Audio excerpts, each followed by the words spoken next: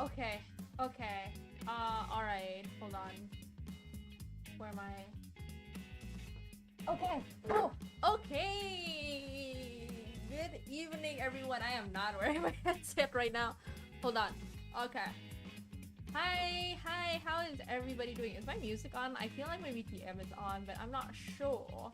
Is my BTM on? Why is the course asking me to do something? Alright. Oh my god, I'm so big. Hold on. Alright. Oh! Why is the chat messed up? What? Okay, hold on. Everything is messed up right now. I thought I already sorted everything. What the heck? Can you hear the music?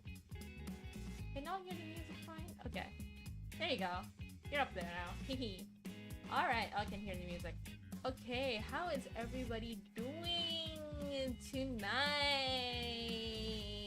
She has a manager? What? No, I am.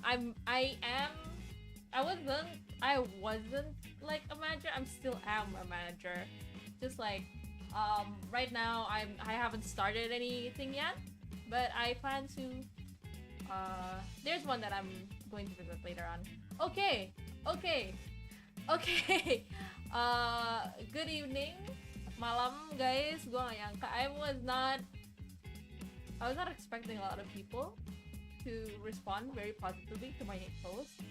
So yeah, tonight we're gonna talk about how my experience was as I started becoming a Vtuber manager and then going on forward until now. Let's just have let's have this like really chill, really any conversation. We're just really relaxing. Is that the Almond VA cosplayer manager? It is indeed, Val. Hello, welcome to the stream. Also, hi Mamang and hi Dark Assassin. Hi everyone. Yeah. Also, I use English and Indonesian because I know some of my viewers from abroad are also interested. So, if you guys are interested, just drop a question. I won't mind answering them at all. I guess that's the vibe we're gonna go with for now. Yeah. Anyways, I don't actually know where to start.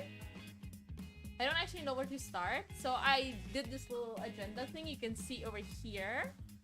So I'm just gonna talk about my experience. Do you, as a talent or as a potential talent, really need a manager? Services that managers do, what I've learned as a manager, and what I've learned as a content creator. And there's going to be more, but these are like the 5 points that I kind of want to talk about, mainly. But yeah, okay. So let's start with number. I don't know if you guys do you want me to start talking about this? I was actually kind of surprised that people wanted me to talk about this, but yeah. So I'm just gonna talk about most of my experience. Again, can I consider myself new? I guess I can consider myself new. I am quite new. Like, I'm not some award-winning manager of the year or anything like that. I'm just telling you guys what I know, what I've experienced, and what I want to share. So if you guys don't have to take this as like a local oh my god, she's an expert, she knows everything. I'm learning as much as you guys, so whatever I say, you don't have to take all of it in. Just take the things that you believe vibe with you and leave out the rest. That's absolutely fine. So I'm still super new. Well, I'm not super new, but you know, experience. You do have the experience. I do, but it's just like I'm not a super 5-10 years manager experience kind of level, but I have enough experience to tell you guys how I felt so far, how I'm gonna keep going, and how I'm gonna keep expanding, and how you guys can get started. Audio niya kakachilan. Apa iya bang? Gara ngasih tahu. Okay. Gede! Okay. Can you hear me now? Hehe. Okay. But yeah. Again, English and Indonesian, because I know some of my friends are from abroad. So, kalau mau pakai, aku juga bisa pakai Indonesia. Jadi kalau mau nanya pakai bahasa Indonesia nggak apa-apa. Kalau mau pakai bahasa Inggris juga apa-apa. If you want to use Indonesian, it's fine. If you want to use English, it's fine. So, like I said, I didn't start out as a manager in the first place. Yeah, I'm from the Netherlands. Good to know. But yeah, I wasn't planning on becoming a VTuber manager at all. Like, that wasn't something I wanted to do. It's just like, it was something that I did on a whim, kind of. Because I'll give you my background. I started working as a training manager or a trainee associate, which basically means I was the person that had to sort out materials, sort out like technical issues regarding to training programs, like training people who are like basically who want to expand their soft skills. Usually it's presentation, or it's usually something like story, like how you portray something as a story, how you write good reports, anything of the like. That's basically what I was doing. And then you just want to be a manager in general. I didn't actually want to be a manager. That's not something I was planning on doing. I actually wanted to become a consultant. I guess by this point, it does kind of feel like I am a consultant.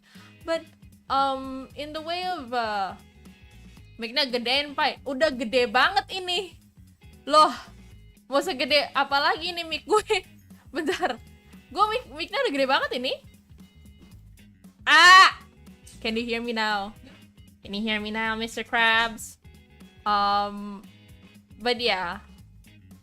As I was saying, like, I just started as a training officer, which basically meant like I was in charge of people who wanted to, upgrade their soft skills and stuff like that. And when I started that, I wasn't in the Vtuber community during that time. That's just kecilin BJM na. Nah, ini yang bener nih kalau yang kegedean ini nih. Okay, can you hear me now, Mr. Krabs? Also, hi Ria, welcome to the stream.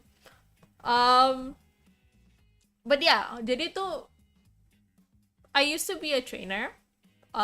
Trainer in the sense of like I used to teach people how they could improve a lot of their soft skills, connecting to writing, connecting to Ria.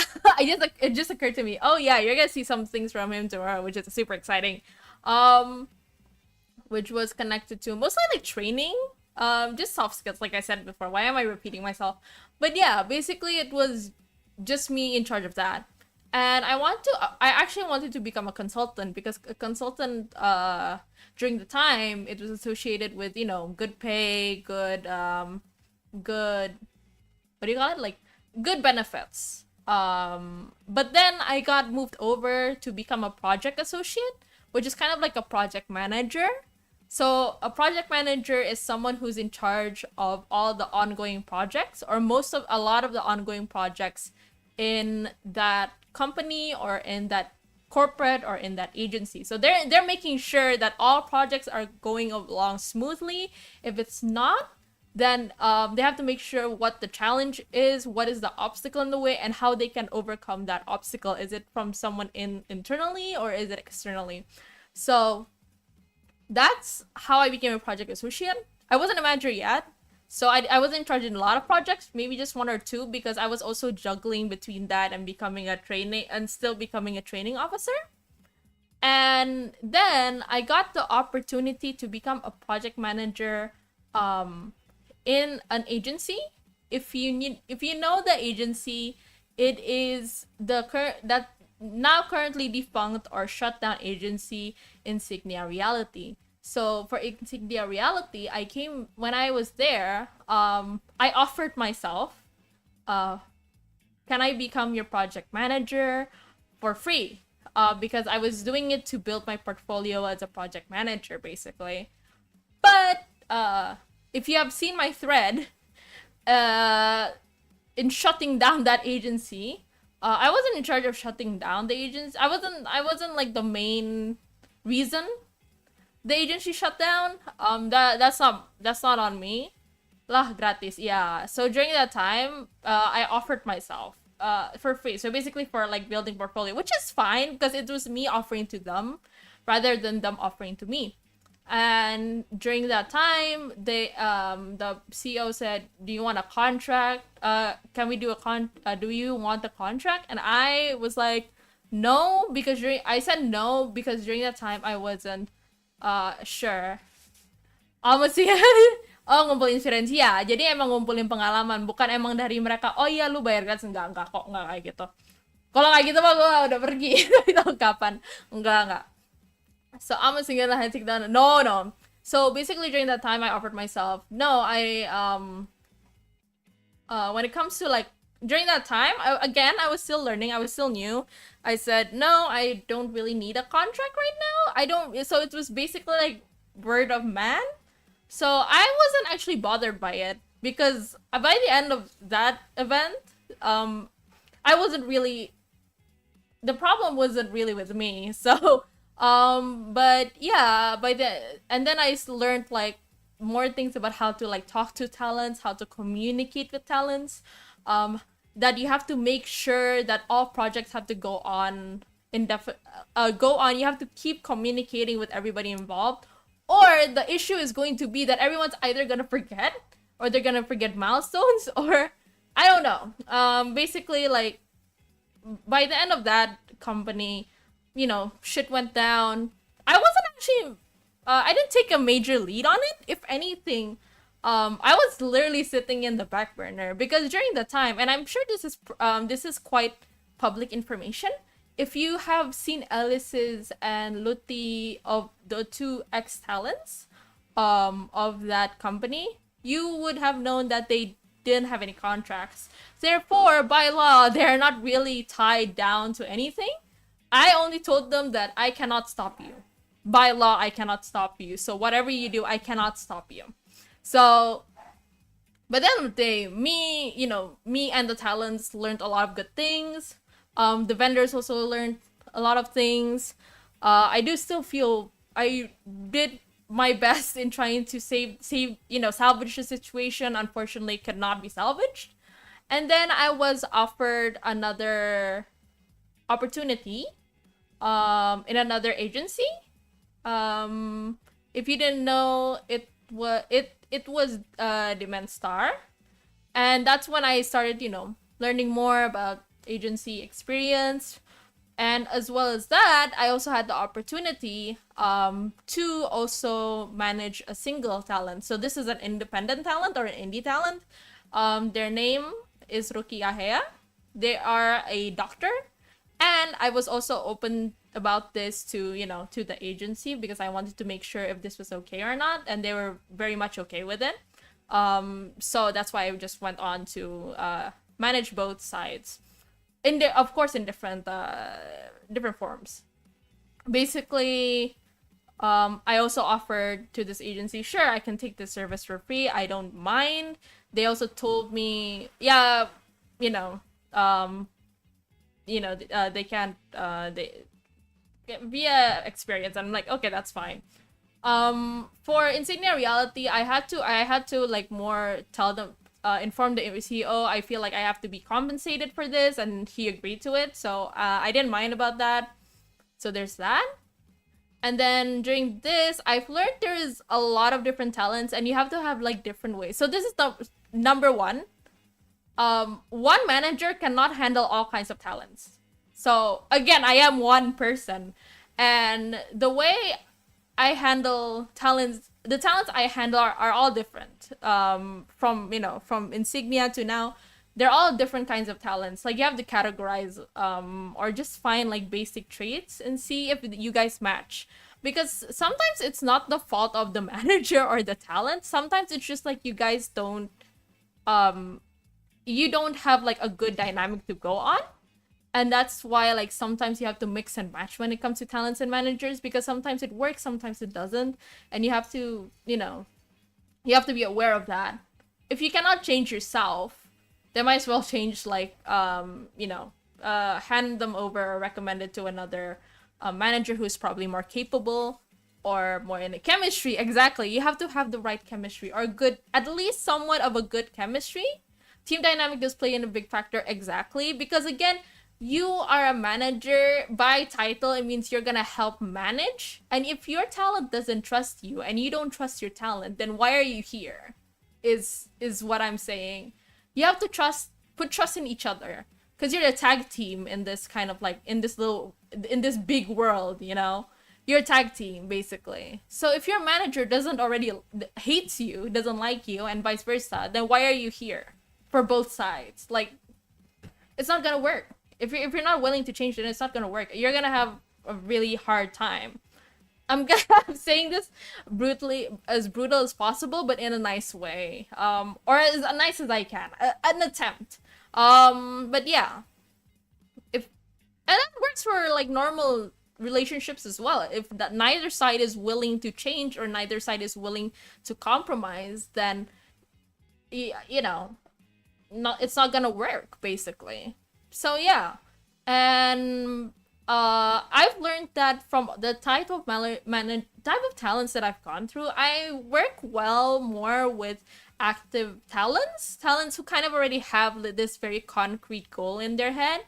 I work a little, but still be able to be flexible if we do not reach that goal. So I feel like I'm more comfortable handling those kinds of talents, as opposed to maybe talents who probably need an extra helping hand, because or super passive talents that I might have a hard time like conversating with if I'm basically, mostly active on one part. That doesn't work well for me, but it might work well for another manager or someone else, which is fine. But yeah, and then I had the pleasure to work with Rookie. I left Dimenstar by the end of the year. The beginning of the year, right now, and also I finished my contract with Rookie as well at the end of the year. This year, I have one upcoming. We have one upcoming, so they are preparing for their debut. And I haven't had experience. Interruption, mommy. Who is this Rookie? No, Rookie is his name. Ruki. He's a doctor Vtuber who was my talent last year. Indie talent. Really great guy. Pretty ambitious with his talents. I really do recommend him if you guys are looking for medical knowledge. Amazing. But yeah. So this year I'm going to prepare. My experience with Almond by Tito was giving me a heart attack. That's not my idea. That was his. I'm just following along. But yeah, but basically after during rookie's management like era, I learned a lot when it comes to documentation and a lot when it comes to writing. I end up enjoying making documents, making written proof, written anything basically, because it gives me more of an understanding and a structure in my head. Because when you're becoming a manager, when you're a manager, you're basically multitasking, right? You're not doing just one thing. Heck, not even me. The talent themselves are multitasking without a manager. Like without a manager, they're already multitasking, and then you add on to the task with a manager is like you're making a lot of these tasks like divided into two. So yeah, teamwork is super important because by the end of the day, your manager is there to help you manage you. Manage you. It's in the name. So if they're not doing that, then they're not a manager, I feel. And when I say manage, it could be a lot of things. Could be a variety of, how do I say this? A variety of tasks. The only thing that's important is you both have to agree on the task beforehand. Just so you don't have like a mix-up or a misunderstanding.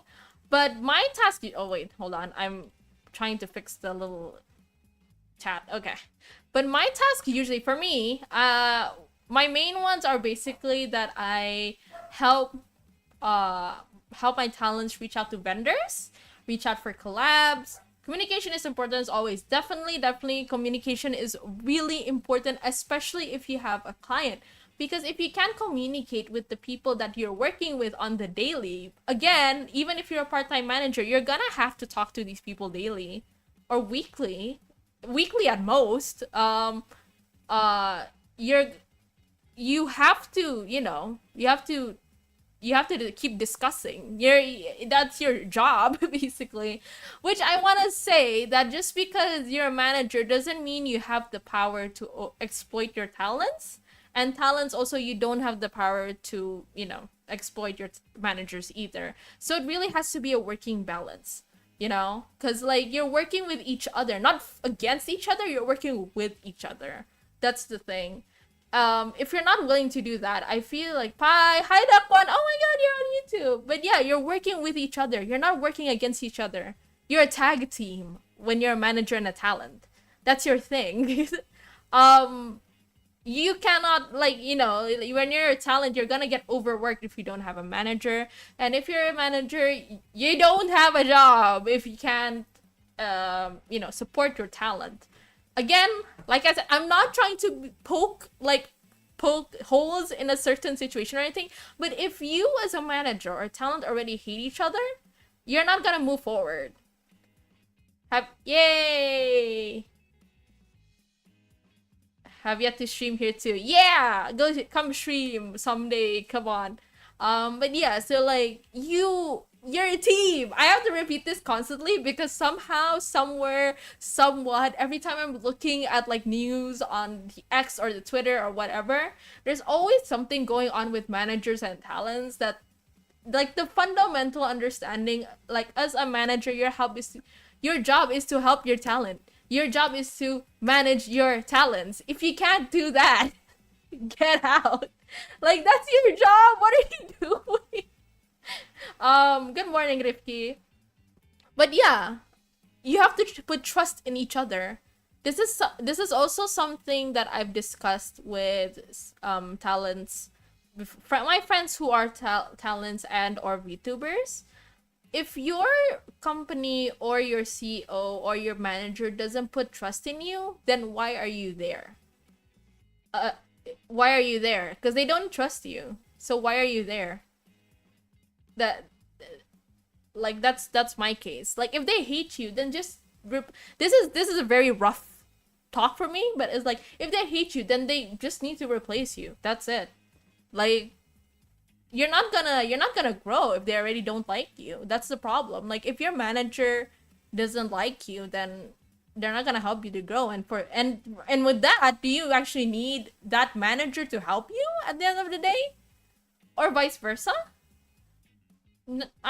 I feel like you shouldn't, and it might be scary. There are bad managers out there. I know there are. I've heard there's a lot, and it feels scary to cut them off, cut off them what, cut them off. But it is for your own good and growth. If you feel like your manager doesn't like you, or you don't like the manager, and when I say don't like, I don't mean, oh yeah, we have a few disagreements but we usually fin. I mean genuinely to the point where you cannot grow your projects at all. Like, just cut them off, like cut them off like that, or at least work a way around it. I feel like that's my word for it. It might, again, I'm saying as words, it might not be as easy. There's a lot of things to be on point, but that's kind of like, I'm just doing a pushing like word, you know. Hello ka, ako subs bara. Hi Rizal. But yeah, because again, you're a tag team. You're working together. You are like spaghetti and meatballs. Without the meatballs and sauce, plain, with just the meat and the balls, you feel like something's missing. I don't know if that's a good analogy. I'm just saying it. But yeah, you have to make it work one way or another. Like, there are times where you disagree with each other, like manager and talent. That's fine. People who don't like, who have time, who, of course you guys focus on the balls. Come on. People who have disagreements, that's normal. Like, you can't be on the same route all the time. That's fine. Like, if you're having some disagreements, it's not about having some disagreements. It is about how you both handle those disagreements and how you are going to move forward with those disagreements, you know, how you handle those things. Because if you can handle those things well, if you can handle it well, and you are going there for the sake of improvement, then you're gonna go quite far. I said spaghetti and meatballs without the meatballs. Pull it together, people. But yeah, that's something like I kind of have to remind people and remind myself. Like, if you can't make it work, then don't force it. But if you can make it work, and thank God, so far I've had really, really amazing talents with a lot of potential, or a lot of, like, you know, more growing to do. I haven't had a singular bad experience, because again, I also put faith in my talents. I feel like even I want to make it in the way that even without me, they're already pretty talented in itself. But sometimes when you're a content creator, I know I'm skipping over the points. Whatever, the points are there as a guide. But sometimes when you're a content creator, you get so overwhelmed that, you know, you're covered with a lot of... Say you're like in a desert, you're covered with a big sandstorm, basically, right? You, as a manager, like, you're the person blowing the wind out of the VTuber's face, so they can see a new point or perspective or a new path, or so maybe just a point of perspective they've never seen before. Because sometimes that's the thing when you're a talent, right? And I'm pretty sure there are some managers who've been content creators before. You have so many things to do at the same time that sometimes you get so overwhelmed. That's the point. That's usually why people ask for a manager, right? Because they need help, because there's so many things going on. And sometimes they miss the things that are right in front of them because they have all these other boxes in the way. And that manager who comes in to see that first dusting, they're gonna be the one that's going to say, hey, I think we can do this. And they're like, oh yeah. And it could be anything. It could be something super basic. It could be something like they kind of missed, or something that's super obvious. There's many, many examples of it. Like, maybe, for example, you're out of collabs. Hey, we can do a tier list. We can do collab. We can do this. We can do that. Oh, yeah. There's, like, when you have two heads together, you grow your ideas even more. Like branches, you know? One cup of water, okay, it grows. 2 cups of water, it grows even, like, wider. You have new branches, new roots that you've never seen before because you never really thought about it. And that's like normal. A lot of the times when you're a talent or when you're a content creator, you're so overwhelmed by so many things that you don't see these maybe long term, maybe even short term like routes, because you never really thought of them as potential routes, which is, which is normal. But now it's time to open those routes, basically. So, number 2 is my next discussion. Do you need a manager? See, a lot of the times, from what I've seen, a lot of people don't need a manager in the sense of like there's a lot of content creators or talents that I've seen like, oh, I want a manager. Like I need a manager because everybody else has a manager, and if that's your reason for it, then don't get a manager. Um, just for the sake of like, because everybody else has a manager and I want to look professional, then you don't get a manager for those reasons. You get a manager because one, you probably, this is from my experience, you have a lot of activities going on and you could use the extra help. Two, you want to expand on your channel but you're not sure how. Three, basically I mean one or two. Three, there are things that you want to do but you're not sure how to proceed with them and you don't really have the experience. Question, go. Drop the question. No need to say question, just drop the question. It's absolutely fine. So those are a few reasons, but it could be a variety. What makes someone need a manager? There you go, I've explained it.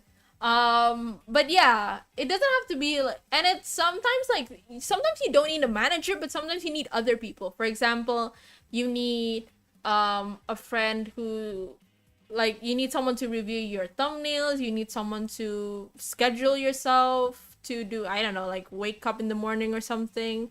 You need someone to help network or communicate. There could be thousands of reasons. Just make sure that what you're getting, what you're paying, because I'm going to assume that you guys, if you want a manager, it should be like, there should be at least monetary compensation, because I feel like if you're paying, even if I'm friends with someone, right? I am paying for their professional opinion, basically. So it's their unbiased. I'm paying to have them help me provide an unprofessional advice or opinion. So what we need is another perspective, point of view. Yeah, basically that's a good reason to get a manager if you need that for long term. Yeah, research basically. Or if you're super busy and you need someone to help research for you while you're doing your job, that's also another reason. I think most of the time I get reached out, not because of my networking, mostly because I'm very consistent or quite tidy when it comes to my manager skills, which is a good skill to have. To like, oh god, I forgot about this, but a lot of times people underestimate the importance of having good administration skills, in the sense of like, you need a lot of documents and a lot of a lot of files to keep on hand, and you can't really tidy it well, or your mind is so jumbled and like your mind is a ball of yarn and you do not know how to unravel it into a straight line or into a tidy a tidy line. That's one of the biggest reasons how a manager can help you. They can help you with the administration like areas, like reaching out for opportunities or reaching out for sponsors or reaching out for, just go ahead. I would say kalau jadi manager lo harus agak gelo sih jadi orang gitu istilahnya. Extroverted as well. It does help if your manager is extroverted or someone who's very good at socializing. Because they're gonna be the ones that they also need a good network, to help you out as well as like administration skills. My tip is like, look for managers who have good administration skills or can keep things tidy. One, two, who are good, not good talkers, but you have a good vibe with them, basically. Two, those are my two like tips. Not me specifically, but like other managers who can do that. Three, it's just like sometimes there are, if you're lucky enough, there are also managers who are able to help you out in other non-vendor in other ways, such as if they're a good illustrator, they can help make illustrations. If they're good at design, they can help review your thumbnails, your schedules, and the like. If you if they're able to edit some videos or something, like basic editing skills, that could also help, like make shorts and stuff. So there are managers who do that as well. And have a wide connection. Basically, yeah, you don't need the most complex network. Just have a good set of, people you know is pretty good. Because like, especially with collabs and everything, I'll just let you know, people are more I'm just saying it out, but like people are more comfortable collabing with people they know, right? With people they at least have some sort of, like, they've actually interacted before, one. Two, but they're also comfortable with people who are being vouched by the people they're comfortable with. So managers can help in that aspect as well. Again, not always, but yeah. So for managers, I think there's 3 points that really, really help. One, if they have a good network. They don't have to fit all three. Even fitting one of them is really good. They have a good network. Two, they are able to help you with research, like detailed research. And three, they're able to do administration skills, or they have good basic good administration skills, or at the very least they can keep things tidy. Those are the three things I think having a good manager would have. Doesn't have to have those, but if they have one or two of them, it'd be great. So that's my experience so far for that. Okay. Do you need a manager? Again, if you're just looking for fun, I don't recommend it. If you need someone to help you grow, go ahead. But remember that you also have to financially compensate for them. Because, again, managers are here to help you out. The compensation can be discussed. It doesn't have to be extremely overpriced or underpriced. There are managers who are willing to and this is a good advice for managers as well. There are managers who are willing to do like one free 1 hour talk, discussion, or maybe like we'll try out for 3 months, 1 month. There's a lot of good managers out there that will help you, like they're not mean, they're not gatekeepy. I haven't met a manager who is gatekeepy, and most of them are willing to help you out, but it also depends on their workload. But I feel if you're going to need someone's professional help, as in like they're going to have to help you do this and do that, then you might as well financially compensate for them.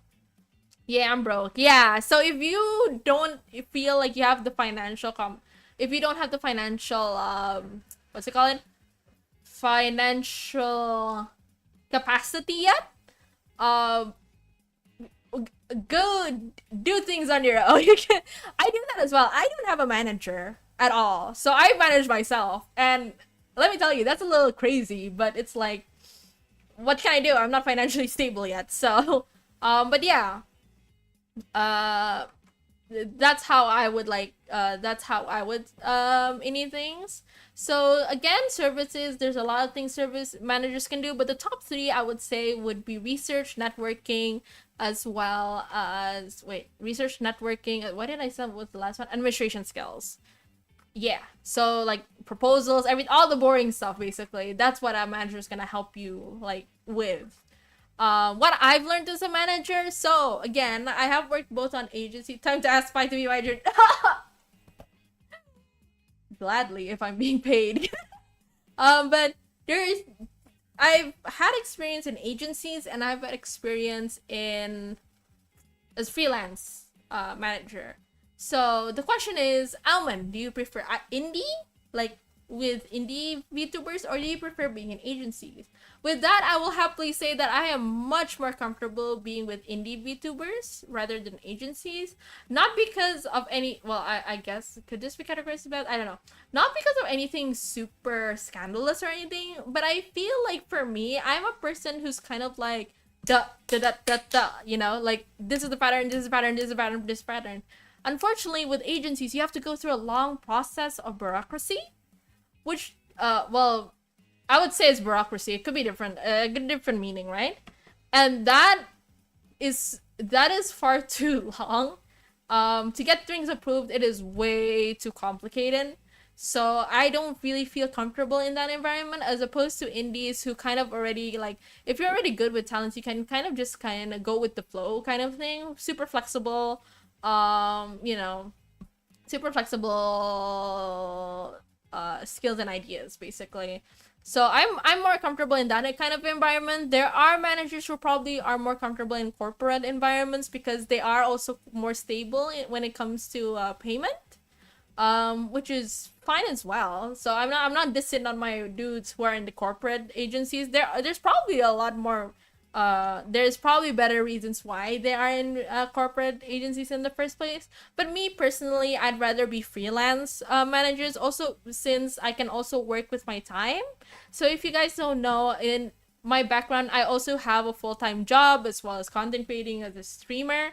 So those two already take up of my time. So if I'm a freelance, it's easier for me to discuss things on both, discuss things, faster acceptance, faster communication, and the like. But yeah, so that's my preference. If you guys have a preference or a question, feel free to drop it down in the chat. What I've learned as a content creator. Okay, so this is my perspective as a content creator who also manages herself. There is a lot of things that you gotta do, and it is super tiring most of the time. If you guys aren't a content creator, I'm gonna let you know this is what I do on a daily basis. Not a daily basis, but on most bases. I wish I could do this on a daily basis, but my energy isn't enough for a daily basis. So basically, I have to make a waiting room, I have to make a schedule, I have to agree to collabs, disagree to collabs, I have to find ideas for my streams and a lot of things to remember. Basically that. Find ideas for my stream, see if my channel is growing, if it's not growing, why, if it's growing, why, what is comfortable, what's not comfortable, right? I have to still network on social media, network on my communication platforms, as well as that. I'm also expanding to a lot of things. There's a lot of things I have to prepare. Like if there's gifts to be had, like for example, I need to do voice packs, I need to do sound alerts, I need to design my thumbnails, I need to design any extra illustrations that I might need. Thankfully, I can illustrate. I might have to check in with vendors for projects, projects that, also the upcoming Donathon, right? We have a upcoming Donathon on Twitch. Prepare for events. I have to prepare for events. I have to, I have to write down the details for the events, what is done, what cannot be done, what are the incentives and everything. I have to make sure, I have to keep on trend, what is trending, what is not trending. I mean, I'm a person who doesn't really follow the trend that much, but it's like I kind of have to have some sort of image of what the trend is like. I have to keep up with news, who to avoid, who not to avoid. I don't really have too much details. Just like, oh man, if it's something legally like binding, yeah, I wouldn't touch it with a 10-foot pole is what I'm saying. I have to, illustrating, what was I actually forgot half the things. I have to do social, what is it called? I have to, do like social media administration. I have to approve of games that I'm gonna review. I have to disapprove of games I'm not gonna review. I have to write game reviews. I have to check in and see with, how I can expand my brand. And if, for example, you have projects that have to do with merch, you have to do with illustration, anything to do with vendors, like covers as well, MVs, I have to check in with them, make sure the project's on track. I have to communicate with, thankfully, I haven't had bad vendors so far. I haven't had any commissions where it's like they've been ghosted or anything, thank goodness. And I really hope I don't in the future. So also, Almond, what are the big gross what is this? Hold on, it's being censored really hard. Price breakdown will be, I thought I already sent it on Twitter. Is it not on Twitter? Like the it's on the little box in the bottom right of the top 3 gifters. I think the minimal is $5K, $5, 5 AUD. But you have like little prices if you submit 5, 10, 20, 25. It's on Twitter. It's on the little box next to the top 3 gifters, I believe. But yeah, so there's a lot to. That's just as a content creator. That's just in the life of a content creator, Almond. You haven't seen full-time job, Almond. You haven't seen. Thankfully, my full-time job is from home. So if it's from home, like, I can still kind of manipulate everything on track, make sure everything's there. You haven't seen part-time job, Almond. You haven't seen manager Almond as well, manager. So like, imagine if you were in my position, you are a full-time work from home worker, part-time, like gigs, small gigs. Tomorrow I have a gig, which is why I'm not streaming tomorrow. You're also a streamer, a content creator, and you're also a manager, right? So, multiple things at hand. Do I want to cry and throw up? A lot of the times I do. But I still want to spend time with you guys, and I still want to share knowledge. I'm never a person who gatekeeps my knowledge. I'm not that kind of person. That's why I'm here. That's why I'm making this stream. If I am, I'm not making this stream that shares all the things I have to do. We love Makachang. I love you guys too, my stinkies. Mwah. Yes, very busy. But I always try to find. I'll always try to find time when I can to hang with you guys or share my knowledge at least. Tomorrow, coincidentally, I've been invited to my university again. If you notice, I'm always invited every year as a lecturer, as a yearly lecturer. And there I'm going to discuss about like Model United Nations because I am an international relations major. So I'm going to talk about that. So that's why I would be streaming tomorrow. But yeah, so knowledge sharing is something I really, really take pride, not really take pride in, more like I don't mind sharing with you guys. Oh, I actually forgot about this. But as a manager, you're also to make sure your talents and yourself are behaving well. Like, you can have a personality. You have the right to criticize on that. You have the right to criticize any situation. Like, I've also criticized myself in the past, but you have to also acknowledge that these will also be perceived by the public. And if you're willing to bet on that, then that's absolutely fine. Sasuga Almond Pie BA cosplayer manager lecturer. Oh yeah, I forgot about the BA part too and the cosplaying part. I would say it's a gig, more of a hobby. But yeah, that's too. But yeah, so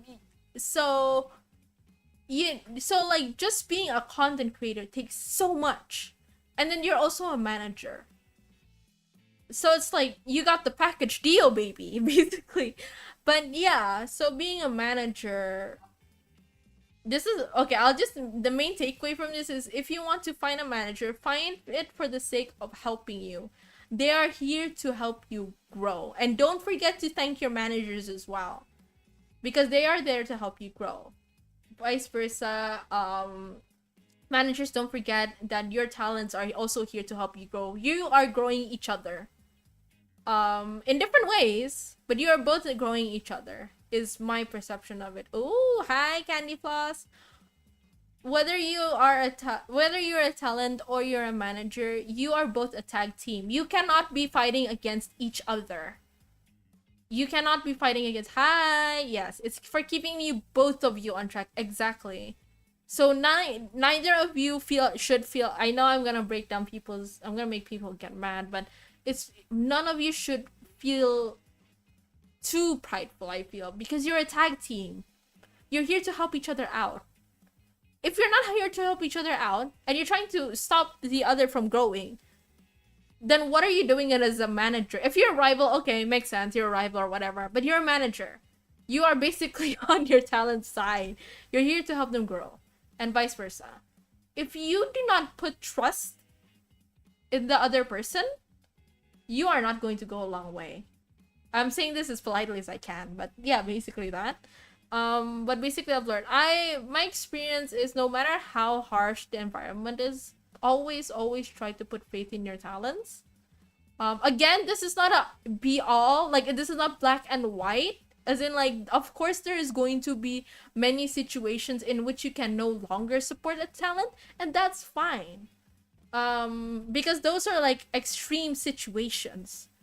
Consistency is also important. Exactly. Communication and consistency is extremely important if you want to grow as a content creator and if you want to grow together with your manager.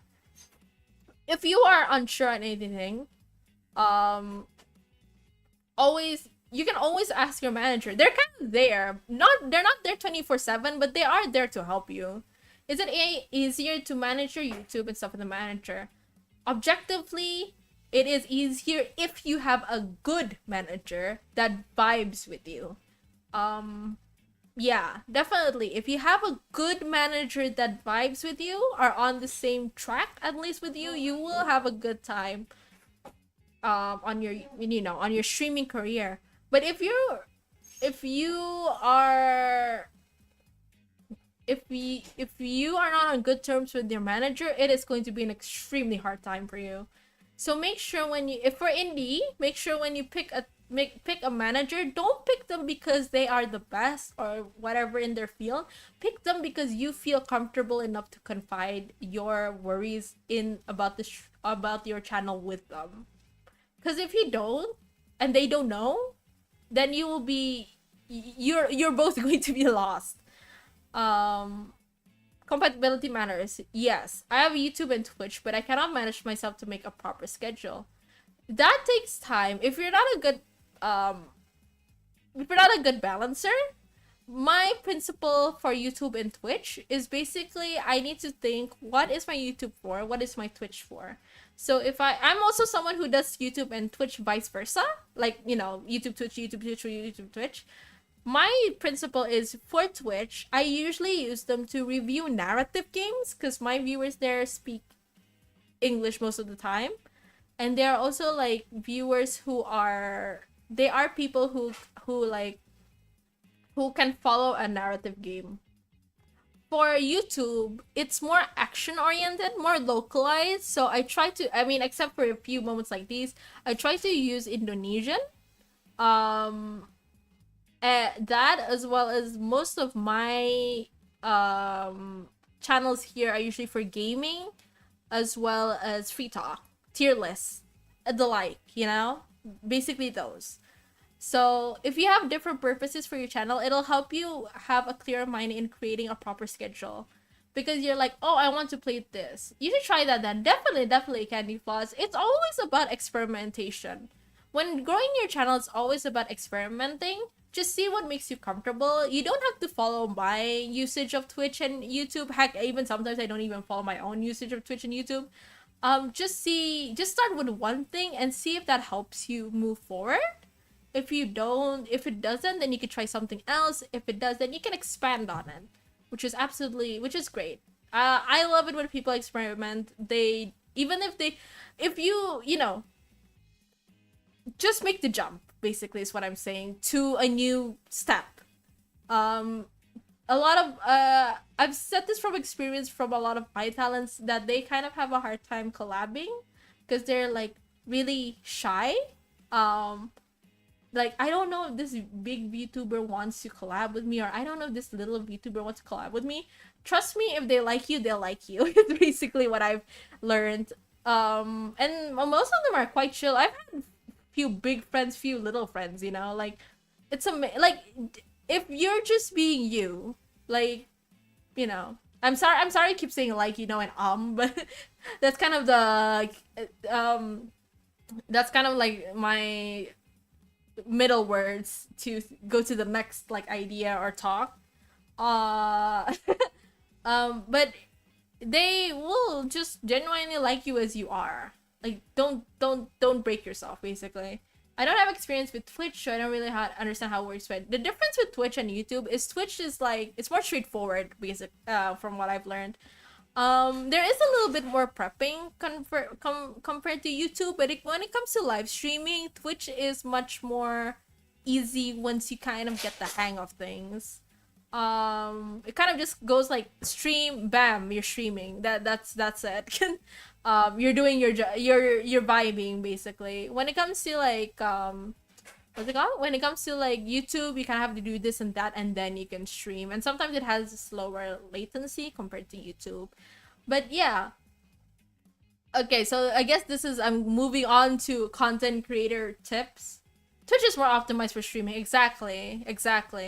So content creator tips, one I would say is that you do the things that you like because you do the things that you like. There are things that are niche. So you have like a whole, like, I would say a big triangle, upside down triangle, right? Hi, Kale. So you have your niche likes, your super niche likes. Then you have your niche likes, and you have these likes in at the top that everybody else likes, which is fine. You have like different interests, which is fine. There's a different scale of interest there. Even for me, I have that scale of interest. Let's see. So my super niche likes is I like super niche indie games that not a lot of people play because again they're niche indie games. For example, I really like what's it called? I really like Rusty Lake. In Indonesia, you don't have a lot of people playing Rusty Lake, so it's just like I only know like 3 or 4 individuals that play it, but I like it anyway. And then the second top, I would say, I like Ace Attorney. I like Yakuza 0, specifically 0 because I've only played 0. Troublemaker, which is like like it's not everyone knows it, but like yeah, if you find your good group of people, like yeah, I definitely know that game. That's super cool. Let's see. Problem is I'm still a minor, which means I cannot do that. Okay. So if you're a minor, yeah, you don't have money. I think you can start with just a simple illustration, a PNG. I know a lot of PNG tubers nowadays. They're absolutely fine. We can say, for example, I would say a big one is Manly Badass Hero, right? He used to just kind of like talk. You didn't really associate him with anything other than his voice, which is fine. I would say use the resources that you have. Optimize the resources that you have. There are plenty of like NECA, Picrew who are also like commercial friendly nowadays, so you can use those to help you have at least like an imagery of what you want to be perceived as in the crowd. When it comes to managers, if you don't have money, then optimize the time that you have, the energy that you have. So if you don't have money, you have time and energy. If you have what do you recommend to start off with VTubing, such as equipment and software? Oh yeah, discovering indie games is something I really like. I would say just have a good mic. A good mic really helps. A good mic really helps. Mine is the Audio-Technica A2020, but I'm gonna say like again, I'm gonna say as my background, I did have a really good paying full-time job, so sometimes these advices cannot be applied to other people. But the one thing I would say is that you should have a good mic, because even if you don't have a picture, even if you don't have a moving model, if people cannot hear what you're saying, like why are you there? Because they want to hear your opinions on things, right? So have a good mic at least something that will help you help people know what you're saying. I can draw them out myself, but I have no way of learning rigging because I don't have a laptop. That's fine.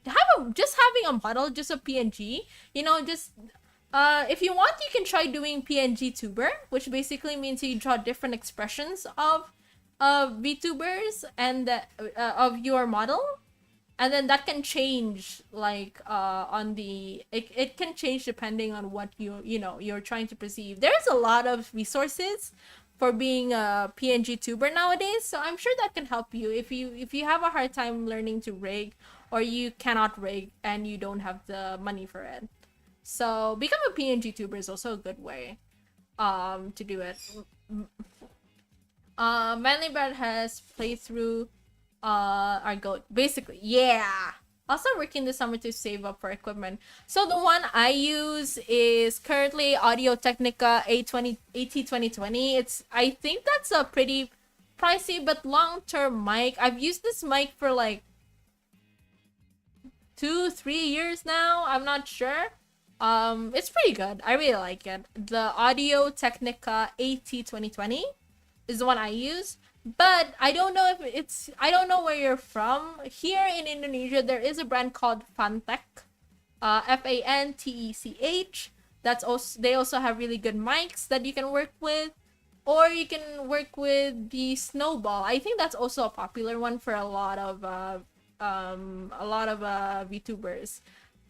At the very least, if you don't have a good mic, one thing I can recommend as well is that if you have your own room, then you can try to isolate your room using noise canceling foam. I don't know what you call it. I don't know if it's called noise canceling foam, but it's the foam that helps you, like, if you know, that helps like make the room not sound too echoey when you're streaming or the like. Almond doing God's work, producing good manager. Yes. After this, you better get do better be good managers of this. Fantech sound clear and affordable. It is quite affordable. Other than my mic, most of my things are Fantech. I have a headphone stand Fantech. My keyboard is Fantech. They're the only brand that makes, like, I think they're the only brand I know that makes like mint colored stuff. My new mouse coming on is also Fantech. My headphones are Fantech.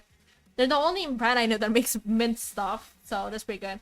I don't know if I should first buy a mic or pay someone to rig my wall. I feel like, personally for me, I think it's better for you to have a mic first, because when you're streaming, people want to know what you're saying. Fantech, sponsor her. Fantech, where are you? Please sponsor me. Maybe someday. But I really recommend. They're the only ones that make mint stuff. That's my happy. That's basically the main reason why I buy from them. If they discontinue any mint stuff, I'll be very, very sad. But yeah.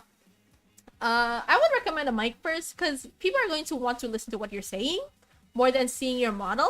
Sometimes even like stiff models aren't really that. I don't know if mine can, I don't think mine can be considered stiff, but I feel like okay, hello, I'm working but listening to stream outside. Hi Fernando, no problem. I feel like people are want to hear what you say rather than see what you say, because like your model is just going to go back and forth.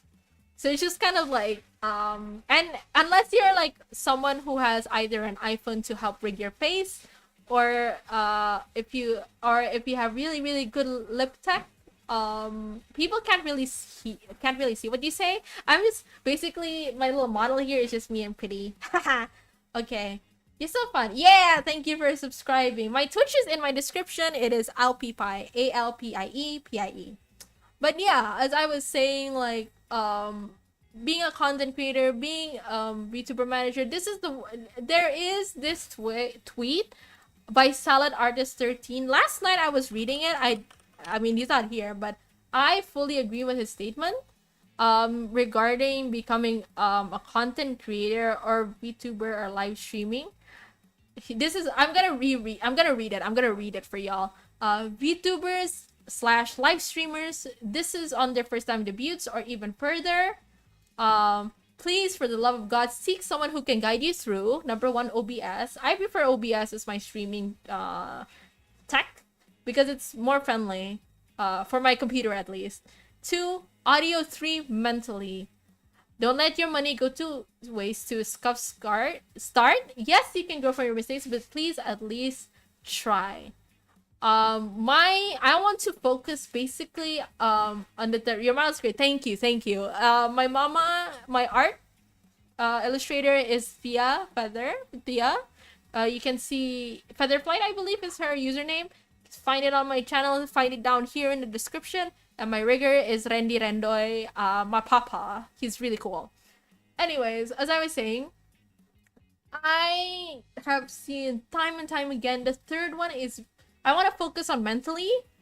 I can't say on the other two, but mentally, the mental one is one of the most important ones, because that doesn't apply just on debut. That is going to apply throughout your entire streaming career. You need someone. It doesn't even have to be a VTuber. It doesn't have to be a content creator. Someone who can support you. So how much did you pay for the rigging? Wait, I forgot. Hold on. I gotta check. I'm very open about my price, like the investment I put into my stuff. So if you guys want to ask, just ask away. I'm quite okay with that. How is your what? How much did I don't remember. Hold on. La la la la la la la la la la la. Okay, it's 2.2 juta, 2.3 IDR. Hold on. IDR in USD. That's 150. Am I reading this right? 150 USD ish. Yeah, 150 USD ish, which is cheap only because it's local, basically. Mentality should be on the one list. To be honest, agreed. I really agree. I really agree with that because like when you go with OBS, when you go with what was the other one? Mic settings. If you already found your groove, it is absolutely you're gonna go stream by breeze. But the thing is with your mental or your mentality or your mental health is that's going to go up down up down up down throughout streams. There's going to be milestones that you didn't reach, offers that opportunities that you were rejected or you rejected, or even basically just things going out of whack, especially when it comes to merch or something like, or people getting scammed, the worst case scenarios. And you're gonna have to have someone that's going to accompany you through those hard times. For it doesn't have to be, again, I'm gonna remind you, it doesn't have to be a content creator. It doesn't have to be a VTuber either. It could be anyone that is important to you, that is also helping you grow. You have to be aware that you have to have someone that's also like, even if they support you, they also have to be aware when or how you can grow from your from your comfort zone. You have to be willing to go outside your comfort zone, because that's when you experiment. And if you're willing to experiment and find great things, you're going to find so many opportunities that you didn't think or perceive about in your first place. So could I make you my role model? I would be honored to be people's role models. And if you guys ever perceive me as a role model, I always appreciate it. Also, I feel a little bit embarrassed, but I appreciate it. I'm really happy if you guys choose me as a role model as well. But yeah, because your mental state, it's going to fluctuate. Very true. People underestimate mentality because it's not visible or quantifiable, but it is the greatest key for every day. Exactly. I have had so many mishaps in my career. I've told you my managerial career, which is, a whole mess in itself. I've also had milestones that weren't achieved. I've also had results that I didn't, I'm not really happy with this, but we're gonna go through it anyway. There's also things where it's like, oh, we didn't reach this threshold, a lot of, or there are friends or people who kind of hurt you. Yeah, I've had so many of those things happening, but I've had amazing people supporting me. My stinky pies, my family is amazing. Con banwa. Oh shit. Shoot, hold on. I must translate this. Suddenly I can't see. Okay, hold on. Oh, okay. Welcome. I'm going to go for the 100k milestone right now, but I lost motivation and haven't posted in a while. That's fine. Like, if you have a hard time with big milestones, I recommend small milestones. Like, a lot of people want to reach so big, really big milestones, but I feel like so far in my career it's been nice. Thanks. I hope you enjoy it here. I'm sorry I'm mostly speaking English. I wish someday I'll do a full Japanese stream. Fernando, you can do that, right? I'm missing 40k subs. That's fine. Like, you can do smaller achievable milestones. Like, have expectations for smaller achievable milestones, and you will not feel when you reach 100k. Because I remember when I first started, I'm gonna be honest with you, when I first started, 1k seemed so big to me. It seems so big. I was like, geez, these people can do so much. Like for what? Wow, amazing. And I started with, I think on Twitch, I started with like 5 people, and on YouTube, I started with maybe 100-ish, or maybe before. No, 50, 20, 20, like 20 people, right? And now I'm on 500s, like on both, which I think is really cool. 100 subs is the hardest milestone to reach as a content creator. Yeah, yeah. So if you get to 100, it feels so nice. Also, good luck on your Japanese only stream. Your next milestone should be 70k. That's great. So like if you have 50k now to 70, that's like, that feels better. Sorry I can't speak English, lol. It's okay. Daijobu. Daijobu. It's my voice. My voice is great. I'll do some more like Japan centric one. I used to do Duolingo Japanese, but I stopped. Pai is my role model. I'm so happy to hear that. Also, I'm so close to 400. Great! And I'm excited for it. I'm really excited for your achievements as well. I'm always excited for people's achievements. Because, like, everybody has okay, another thing. Everyone has different milestones, different journeys, different backgrounds, and different experiences, different things that they learned. So, if, for example, you see your friend going way faster than you do in a short amount of time, that's fine. Maybe that's their journey. Maybe they're prepared for it. Maybe you're not prepared for it. I've said this to a friend of mine before. I have 66k right now, but you can do it. You can find motivation. You can work on your song cover. I believe in you. I'm not very confident in my song covers or anything. But lately I think, you know what? I'm so uncomfortable with singing, but I love to sing. Even if I don't sound good. What will I do? I am going to take vocal lessons. And I took vocal lessons. I actually took it this afternoon. And I'm like, you did this small milestone. Let's be better. You know? I feel like a motivational speaker at this point. But it's like, comparing yourselves now and yourself in the past. What has improved? What has not improved? How you can improve it to the future. Or for the future. Same here, only I didn't take vocal lessons. Yeah, I only really recently just started. So, just making that jump is, I feel like that's going to help you move forward. Like, there's a lot of challenges. Mentally, it's all about the small steps. Exactly, the baby steps. It's all about the baby steps. Thank you so much, Candy Floss. Oh my god, I'm always trying to make like, yeah, I can be a little stern. I'm gonna say I'm not super. I'm not the kind of person who's like, I try to put super positive super, like, I'm not trying to make a super positive or super chill vibe, but I just kind of wanna say what I can say, but also like do it in the best way possible, see it in an optimistic light, basically. Because I would say, like, probably my biggest supporters, other than Stinky Pies of course, are probably my mom and my sister, my younger sister. My family, they all know I'm a VTuber. My mom doesn't understand it, but she tries to understand it. And it's just like, I'm really happy whenever she does that.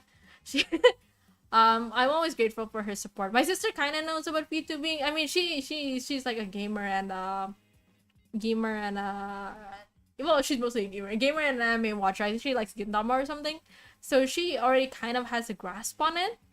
But I feel like they're both my biggest supporters in, you know, pursuing all the things I want to do in Almond Pie, and that really motivates me. You guys don't underestimate, like, those, you know, those good words that are like happy praises. Unfortunately, my mom that's probably doxed me to the mothers of this neighborhood as well as the church, but oh well. See, this is the kind of manager everyone would need. Thank you. I really am glad to hear that. If I could handle everyone, I would handle everyone. Unfortunately, my energy is not that high to take everyone in. But yeah, there's going to be a lot of tough times, and sometimes it's not. It doesn't have to be family. For me, it's my family, but it could be different people for, you know, different people for different people, different channels, right? And it doesn't even have to be a person. I mean, if your cat or your dog is your biggest like supporter, go for it, you know. As long as you keep moving forward, keep exploring, keep finding new things about yourself, your channel, and your brand, that's gonna help you grow a lot. The algorithm can be mean. It is. Even to me, it's mean. I don't know why. uh, but consistency really is one of the keys for not a good algorithm, but for algorithm, I guess. It's always so awkward when my family starts to tell people about my channel. It is. It's kind of like I'm just standing there like, ma, but it's just like it's fine. Because I'm comfortable with it. There are people who aren't comfortable with it. There are people who are more private about their stuff, which is also fair, as long as you find someone or someone to help you support through your time or something, or some creature, I would say. You sometimes find inspiration and support in strangers' places. Exactly. There is so many instances where I found opportunities, support, and other things in places that I don't think I would have anticipated. I'm gonna be honest, I had my good paying job. I started that from cat sitting. I was just cat sitting some folks' some clients is like cats, and then I ended up getting a good job with good pay. Unfortunately, I've left the place, but my current job is also pretty good. So life takes you to, and I don't come from a good school. I'm not a good school. I don't come from a named school, like a reputable, big named school. I'm quite literally, my school was kind of like a mini college, but not really. So it's kind of like that. It's kind of like you have to believe in that you are doing great, and the people around you believe you're doing great. My classmates make fun of me, so I tend to keep things like Twitch and YouTube, which is fine. Just find at least one or two things or people that you know when you look at them, you feel, I remember why I'm on this channel in the first place, or I remember why I do the things I love in the first place. It doesn't even have to be about the channel, just the things you love, in general. Like I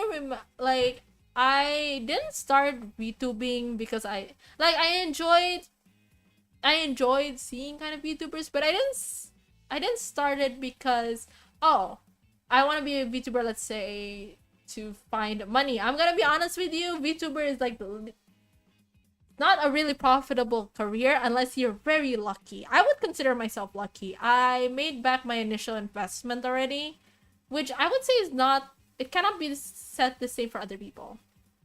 There is no one size fits all. Exactly. It's a lot about finding what works for you and the support that fits you. Exactly, Fernando. Round of applause. Yippee!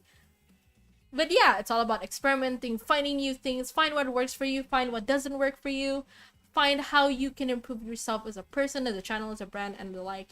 It can get tiring. There is a lot of things you have to do, but see the ones that feel the most effective and efficient for you and work on those. Like, work on that. I would say your streams are probably important. Just maintaining some, some friendship. Socializing is also quite important. Yeah, those are two that I believe are quite important.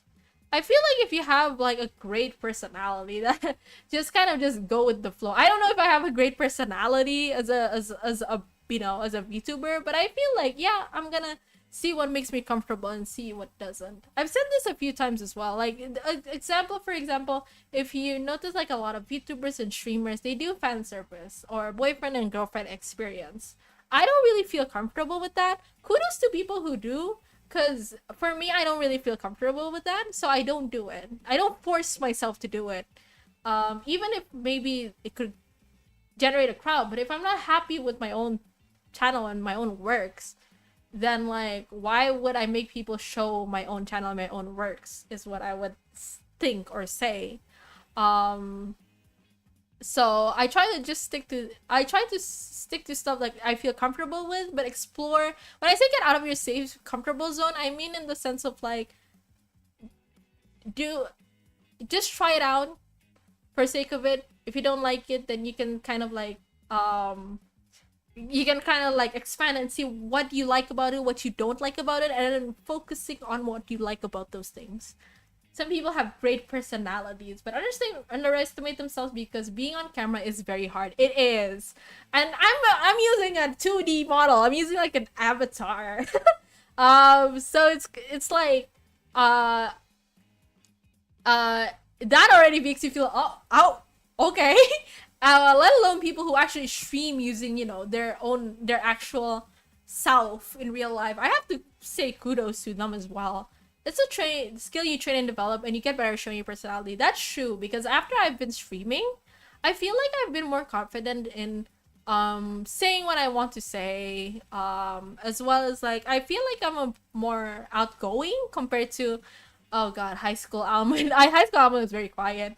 Um but yeah, I think, like, if you are aware of your strengths, um as both a personality as yourself, I think that will really good far, because I'm a lot of the times, like, for example, I have compliments. This is not from VTubing, this is from me as a person. Like, Almond's very resilient, very very resilient of a person, and I'm like, you know what?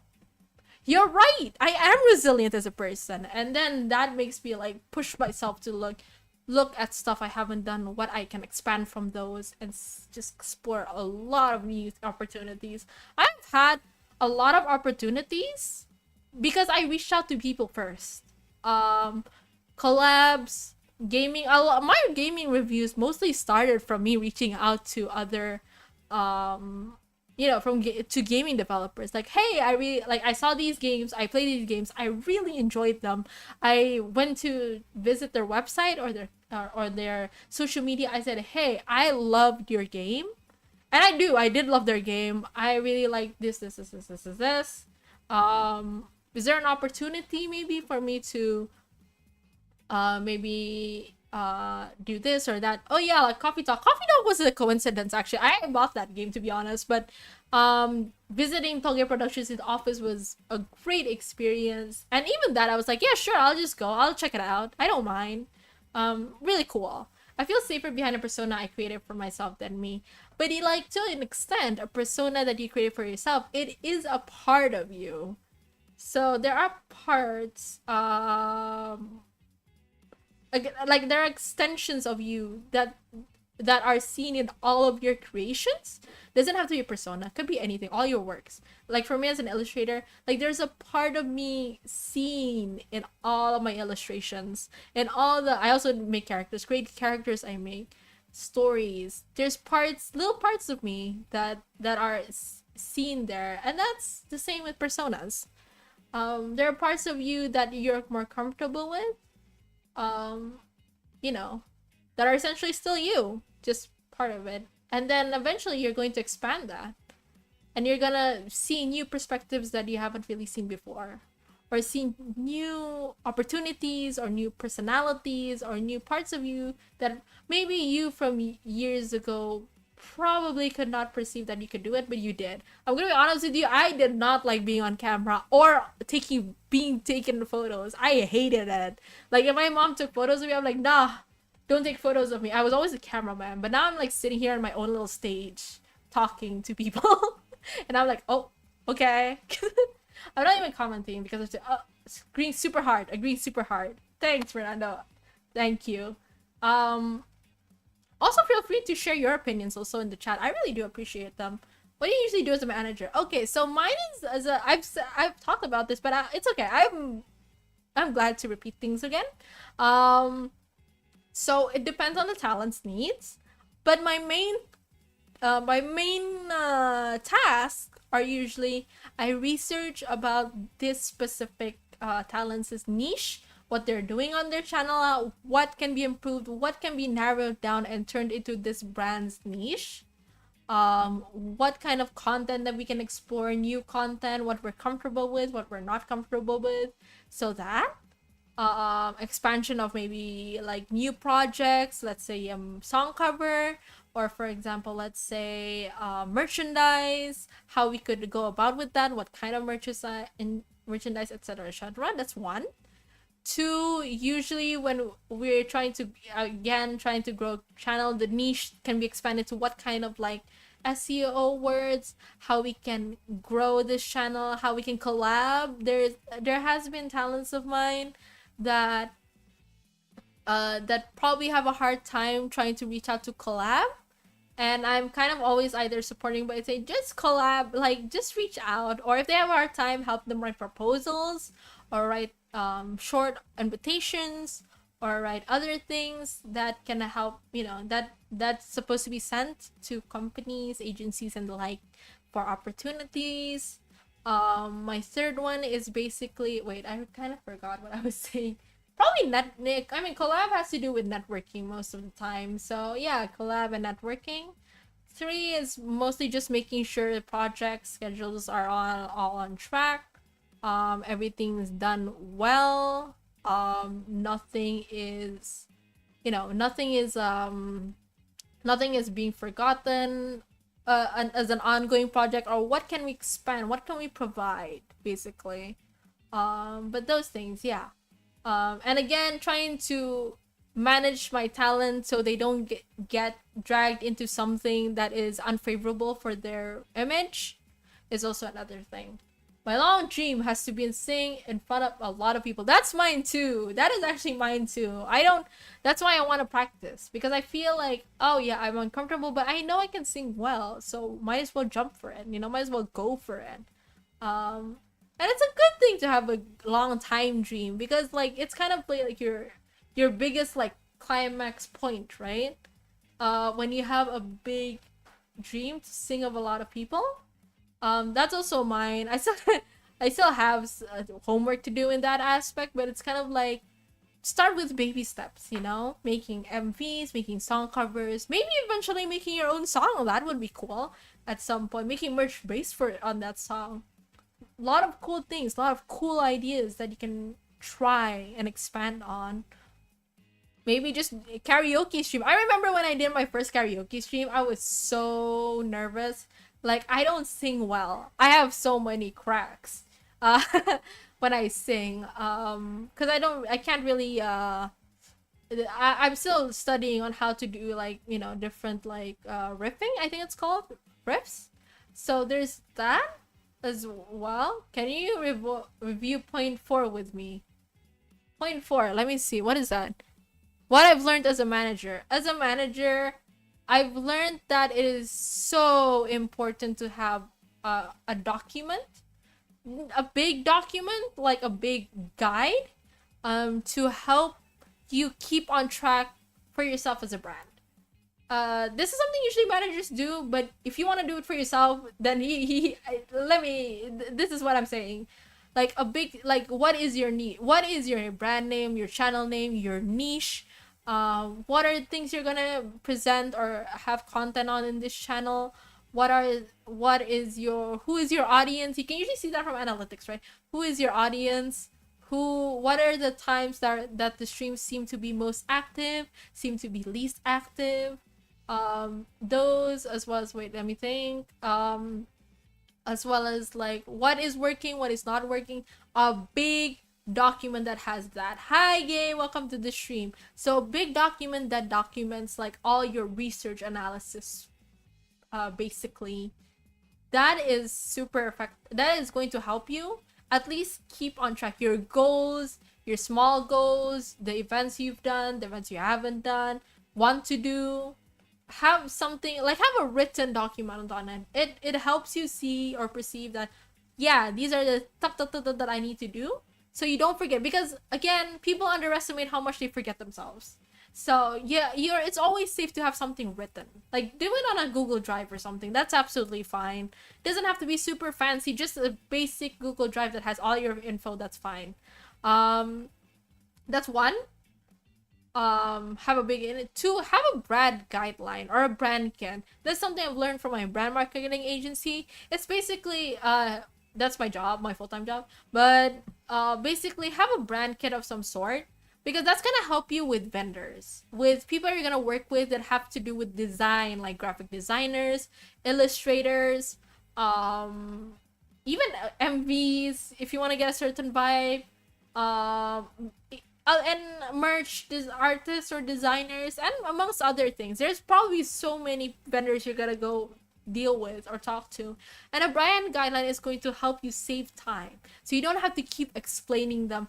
Oh yeah, it has to be this color, it has to be these images, it has to be this. Like, you don't have to say it every single time. you just need to update your brand guideline. So your brand guideline has usually your name, your your preferred fonts or typography, your preferred colors, brand colors. Usually, I think maybe 325 is fine. Um, uh, what's it called? I forgot. And then a mood board. Basically, your mood board is like a board that kind of like describes the channel with like pictures, so you can get a certain like vibe or aesthetic or something to come from it. So that's also important. And if you have a model, if you have a VTuber model, or if you have yourself, then you can put it in pictures. Visuals really help. This like descriptions are great, but visuals, like straight up visuals or photos, really help Ini a lot. So I've heard. I feel like my channel name is not authentic enough to make a brand for myself or something like that. You can do it. Look at my channel. It's my channel name is quite literally Almond Pie. You look up on it on Google. If it's not me as a VTuber, like if you don't see VTuber, you're gonna get recipes for actual almond pies. But you can also add something extra. Add something and give it a little something. But that's pretty. I mean, Candy Floss is a lovely name. It is fine. You got you have little dots to your left and right. That helps. Like my name is literally Almond Pie over here. It's like a super generic food name. So really, at the end of the day, it's kind of like, and my channel has nothing to do with pie. So I don't know if that's like, what's it called? What's it called? What's it called? It's kind of goofy. Another thing I think it's very important to know how to take feedback, and this goes those ways. Some advice is super important, but it's also important to know when not to listen. Exactly. Like all the advice I've said here, again, you are your own person. So you don't have to take all my advice. Just take the things you feel would resonate with you, and then it's fine to leave the rest. I'm not here to be all and say all, and that goes the same for other people. Sometimes some advice can really help you, and then sometimes if it backtracks you, then you don't have to force yourself to take that advice. That's absolutely fine. See what is going to help you in the long run. See what is going to, like, just see what is adaptable and well adapted for you. I had a name to call me Candy Floss, so I adopted that as my channel name. That's fine. I mean, mine's an Undertale reference, which is kind of goofy because I don't even make Undertale content. This is my name from years ago, and now I'm like, oh shoot, should I just change my name? Nah, I'll just keep it as Almond Pie. Indeed, it's important to know whether it's constructive and how to use the advice and choose to be affected by it. I've had advice from me, some that I've taken, some I haven't taken, and just kind of work with what can work, what doesn't, and whether it's constructive. Yeah, whether it's constructive. So constructive means that it's the way that it's said. It doesn't even have to be the advice itself. Sometimes an advice can be perceived differently depending on how it's being said. So if someone's going to give constructive advice, it's also good to say it in a particular way that could be perceived well by the person that is being criticized or being commented on, basically. And do it only if you have been given permission to give them constructive criticism or the like, because I've seen it happening when it's like, without the consent of the artist, basically. Except if the attitude or the let's say personality or the works is something that can be perceived quite terribly, not socially but by law. Advice should never be given in a "you are wrong, I am right" kind of way. Exactly. So take what take what resonates. Don't take what doesn't resonate. these advices are just things that I also have learned, and also my perception of it. It could be perceived quite differently by other people. What do you think is the best thing to use as first merch drop? I would say, let me think. Again, depends on your audience. What is our audience like? And also what are you like as a person? I would say the safest one. I usually use, like, if I say quote unquote merch, like my merch in terms of what could be sellable. I usually do stickers because they're quite easy to manufacture, at least, from my perspective. But as like an official physical, like kind of big merch shop, I would say something that could be maybe worn, or it could be something that people probably use on the daily, but is also easily like accessible to produce. I would say maybe, I think, I'm still thinking. I'll think about it actually. I have a few merch in mind. One is like a keychain for me, but also for keychains, I try to use ones that can be used everywhere. So this is my opinion. You don't have to take it with a grain of salt. Like, you don't have to if it's different from your perception, that's absolutely fine. Pins work as well. I would do pins, but also pins fall quite easily. I would probably say like small keychains, or I would say, well, dolls is also, standees are also pretty good. Anything that kind of describes your brand. So my perception of merch is that, for me, my preference is I like making merch that doesn't really scream, well, not really scream, that's not straight up just me as a PNG. You understand? Like, it's not me. So I like making merch that's kind of like, oh yeah, this screams almond pie, but it doesn't have almond pie's face on it. You understand? Like, you know. Like, for example, I did this one thing where it's like, oh, this is like super retro, super funky, and people were like, yeah, that's so almond, but it doesn't even have my face on it. So it's like, that's interesting to know.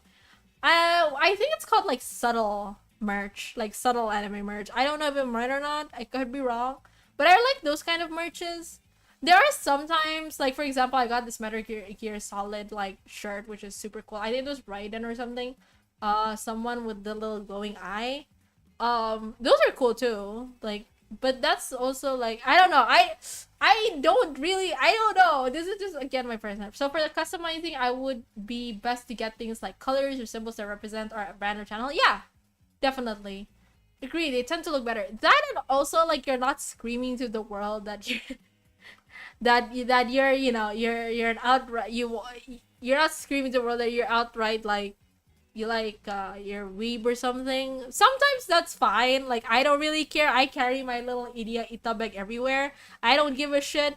But there are times where I'm like, I want to go out and I really want to bring something that screams like almond, but I'm not in the mood for people to ask me what character or whatever this is. So I'll try to find something that's like cool. And in a way, if you drop those kind of merch, people who don't usually watch VTubers, I'm saying this is a secret tip of mine, people who don't usually watch VTubers or don't really watch streamers in general, they're like, I can't really say normal people, but people who don't, who aren't engaged in the culture, they will be like, they'll be curious about your brand,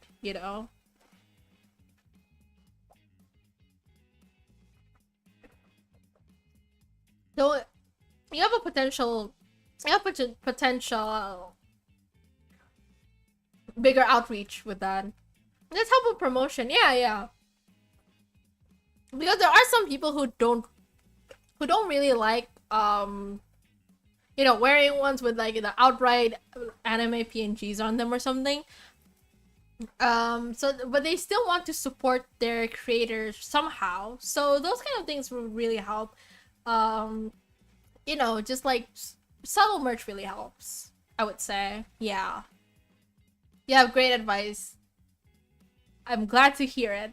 Glad to hear that you're taking them from a grain of salt. Yeah, I would say that those are great things that you can start with. I feel I also wanted, like, if I could, I would develop like almond fashion or something that's not my PNG, but it's like, oh yeah, this definitely screams almond pie or something. Um, because I really like, designing. Designing is fun. Designing, I don't know, maybe just my preference, but designing merch, designing stuff like that is so fun when you have so many things to explore. Yeah. Okay. How long have I been here? Almost 2 hours. That's actually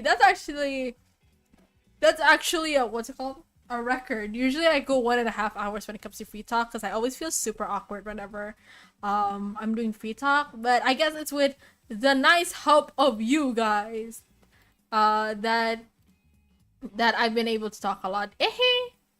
But yeah. Um yeah, my principles like just, do what you're comfortable. Find managers who are also glad. What would be the best way to introduce a VTuber model? So usually, well, the easiest way, I mean, this is also the best way technically, is, model reveals. Because people love doing stuff to unlock stuff. I don't know why. I don't know the science behind it, but people love to do stuff to unlock stuff. Because I guess they feel like they have contributed to something. They made something progress, like a great project, especially if you love, like, especially if it's a passion project, people would feel great, like, yeah, I contributed to this amazing passion project. That's usually one. I was really simple. I actually just did a VTuber model reveal. To be fair, my model is not very complicated. My model is quite simple compared to many other really cool models. So I don't know if people were happy to see it, to be honest, but I'm glad that people here like it at least. But yeah, I think a lot of people just really like model reveals for some reason. Maybe they really like the contribution to it. People like participating in a lot of stuff, especially on social media. It's quite prominent. People just love participating because it makes you, makes you fit in. Sometimes for good, sometimes not for good. So it's always again up to you to pick and choose the content that you consume. Is what I would say. But still, it's great. It is great. It is great. But yeah, and if you have friends in the VTubing or in the community, um that's great. Like, have them help you out. That's fine. What's your opinion on lore for VTuber? I actually I actually have lore. I think lore is a good way to give depth to your VTuber avatar or to your avatar if you're not really planning on, if you're not really planning on um what do you call it? If you're not really planning on revealing yourself or anything. But I would say just kind of have an overall storyline.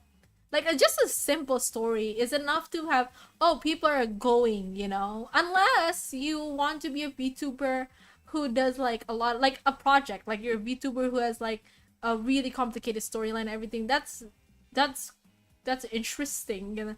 Hi, Kay, welcome to the stream. But I think the lore isn't super important, but it'd be nice as like to give depth for your VTuber, essentially. So my lore isn't that complicated. It's actually just quite. It's not that simple, but like very short.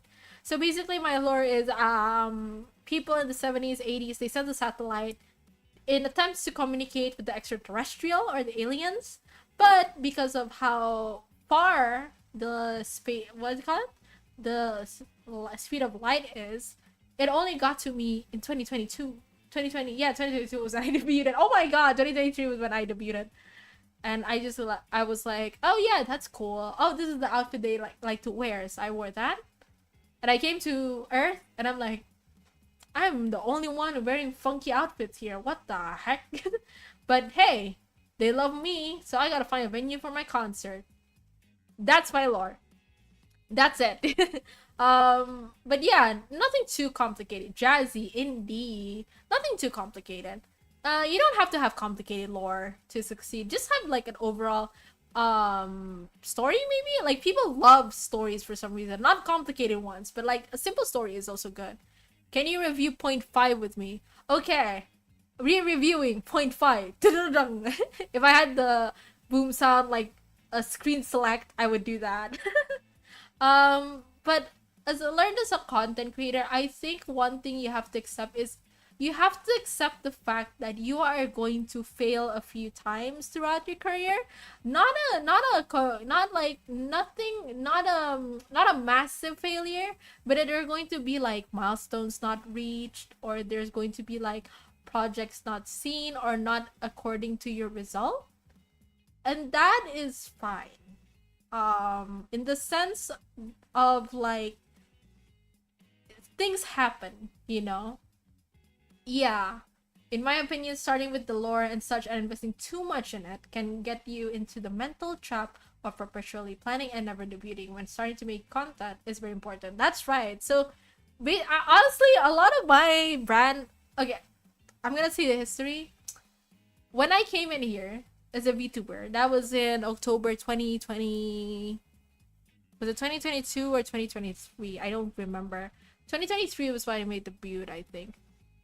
February 2023 is the, I don't remember. Is it 2020? No, it's 2022. Wait, I forgot my own years. Anyways, no, it's 2023. I'm pretty sure. No, 2022. It is 2022. Fuck. Okay, October 2022.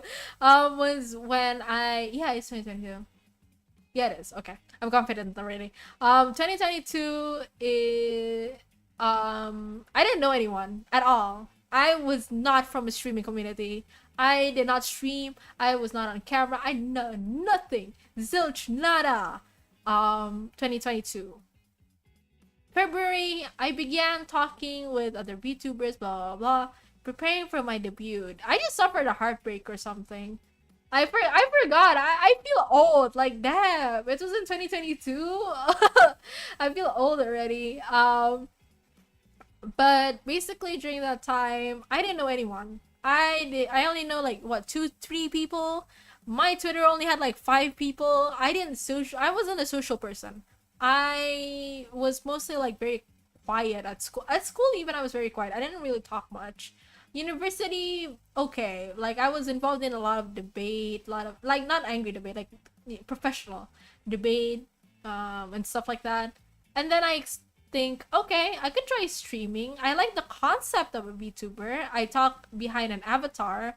Not for the sake of privacy for me. I know people do it for the sake of privacy. I actually do it for the sake of practicality, because I don't really have the best, one, I didn't have the best equipment. Two, I don't have my own room. Even now, I'm like literally streaming in my lounge room. I've always streamed in my lounge room. I haven't changed since.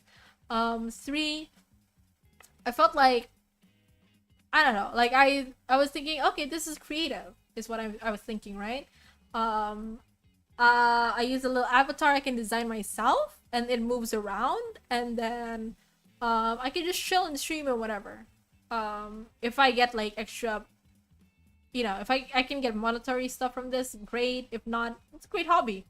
And then I started like expanding, networking, creating like content. Hello, hi Key. Finally, I can drop by. Hello, hello. But yeah, it was like mostly. I mean, the lore I have on my character for now is she's a failed creation sent to Earth because she belonged neither to heaven or hell. Because as they say, everyone fears the unknown. That's fine. That's great already. Even that is just like, wow, that's cool. Well, like there's a lot of questions to be asked. Failed creation. What does that mean? Where is she now? What is the unknown? What exactly to extent is she in the unknown, or something like that? There's a lot of things to explore, VTubing itself is a great form of self-expression. Ooh, nice topic. Exactly. Yes, nice topic indeed. Yeah, VTubing is your self-expression, basically. How do you express yourself? I would say Almond for me, even with the little fancy lore, it's an extension of myself as a person. I did learn to be a little more outspoken as a person through Almond. But yeah, it's kind of like progress. It's all about progress. You're making wee little progress. As long as you're making progress, it's fine for me. I'm gonna be honest, I didn't think I'd be sitting like 2 years ago. If you told me, Almond, you're gonna be a streamer who's gonna talk about VTubing manager and as well as like content creation, I wouldn't have believed you. I was like, are you joking? Like, no, I'm not joking. And now I'm here. I astounded actually. um, I'm astounded at this community in the terms of like I'm very glad. So far I've had positive experience with the VTubing community. Even with a lot of news going on, a lot of, should I say drama? Not really. Well, yeah, a lot of drama, a lot of news. I'm glad community wise, Stinky Pies have been very as insane as they are. They haven't had any cases. Um, Me as a VTuber, I don't think I would have predicted that I would be sitting here with all these lovely gifts, these lovely supports, these lovely opportunities if I didn't start this place. Since I started, life really is a mystery. It is. Since I started streaming, the journey has been much more wild than I predicted, right? Especially when you're streaming, like there's so many things that you didn't think you could do, and then after you're like, why did I do this back then? And then you end up really enjoying yourself. And if you enjoy yourself while streaming, that's probably like the best feeling because you're just being yourself basically, right? Yeah. I shall annoy you by asking you to review point 3 with me. What was point 3? Services that managers do. I thought I said this one already. Services managers do. Okay. Maybe you can ask me questions, but because I feel like I've explained this already. A good soup does require a good chef. That chef is you. Indeed, you are cooking.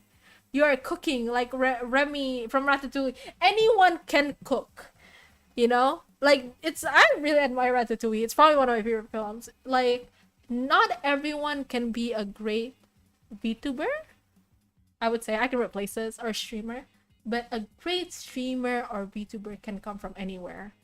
That is something I also hold to my heart a lot with the conditions that I am in now. Like I can succeed in where I am now is what I'm saying. And you guys can too. Yeah. Yeah. That's a good code to live by. Success can come from anywhere and in the most unpredictable ways. I don't have enough confidence for myself to think like that. It's very gentle development, but once you reach that point where it's like you know you're good at these things, it's going to be really good for you. Hello, I'm from Indonesia, New York, Jakarta City. What's up? I know there's New York, Jakarta City, but the more you know. What's up? How you doing? But yeah. Why did I become an inspirational talk VTuber? What is this? But yeah, I think a lot of the conditions I've been in, if I wasn't so resilient as a person, I don't think I would have achieved. I wouldn't be sitting here talking to you guys about my experiences as a manager, my experiences as a content creator at all.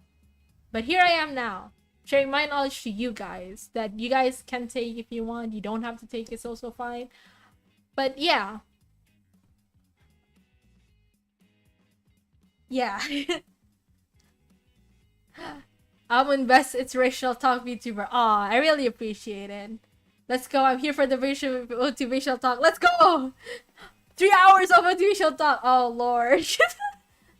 Oh my god. But yeah, I like, from what I've experienced, and anyways, yeah, there's gonna be like some obstacles. There are things you can't avoid.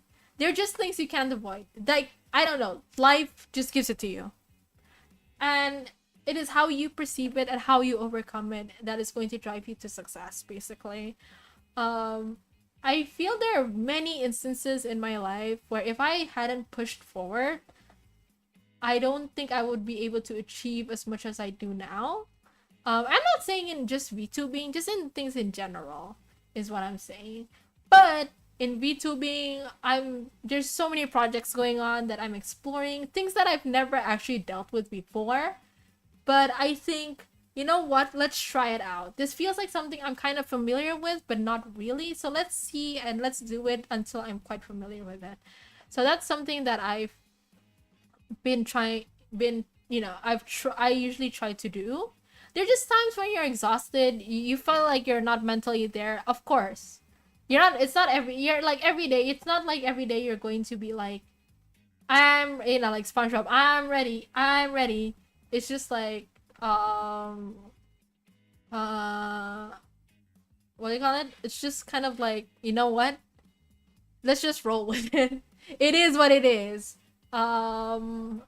Let's see how I can be better, basically. What can you use when streaming to get your models and all the fancy things on stream? See, this is the best part. I'm gonna tell you right now, this is the best part. All these little fancy things, my little menu, my comment, this table, and my background, these are free assets. These are free assets because the VTuber community is bundled up with so many free resources and assets from talented VTubers, content creators, and the like. There's so many. These are all free.